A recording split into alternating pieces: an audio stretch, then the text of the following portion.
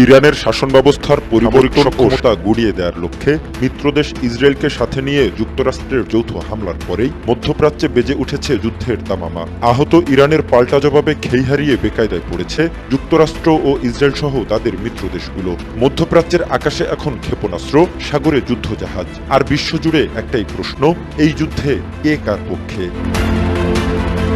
ইরানে ইসরায়েল ও যুক্তরাষ্ট্রের যৌথ হামলাকে কেন্দ্র করে শুরু হয়েছে এক বিধ্বংসী সংঘাত। ২৮ ফেব্রুয়ারি থেকে দুই দেশ বড় ধরনের বিমান ও ক্ষেপণাস্ত্র হামলা চালায়। ইসরায়েল তাদের অভিযানের নাম দিয়েছে অপারেশন রোরিং লায়ন, আর যুক্তরাষ্ট্র বলছে অপারেশন এপিক ফিউরি। লক্ষ্য ইরানের পারমাণবিক ও ক্ষেপণাস্ত্র সক্ষমতা ধ্বংস এবং শাসন ব্যবস্থায় পরিবর্তন আনা।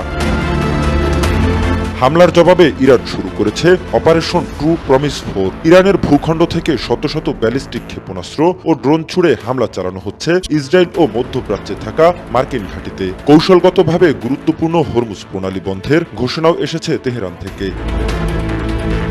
সংঘাতে ইরানের পক্ষে উত্তর ইসরায়েলে রকেট ও ড্রোন হামলা চালিয়ে যুক্ত হয়েছে লেবাননের হিজবুল্লাহ। ইরাকের ইরানপন্থী মিলিশিয়ারাও মার্কিন ঘাঁটিতে হামলা জোরদার করেছে। মধ্যপ্রাচ্যের বেশ কয়েকটি দেশে মার্কিন ঘাঁটি থাকায় তারাও পরোক্ষভাবে জড়িয়ে পড়েছে এই সংঘাতে। সৌদি আরব, কাতার, কুয়েত, বাহরাইন, সাইপ্রাস, জর্ডান সহ বিভিন্ন দেশে ড্রোন হামলা চালিয়েছে ইরান। অন্যদিকে রাশিয়া ও চীন হামলার নিন্দা জানিয়ে যুদ্ধবিরতির আহ্বান জানিয়েছে। যুক্তরাজ্য, জার্মান, ফ্রান্স ও গ্রিস যুক্তরাষ্ট্রকে প্রতিরক্ষায় সহায়তা দিলেও সরাসরি যুদ্ধে নামেনি। স্পেনও নিজেদের ঘাঁটি ইরানে হামলায় ব্যবহার করতে দিচ্ছে না।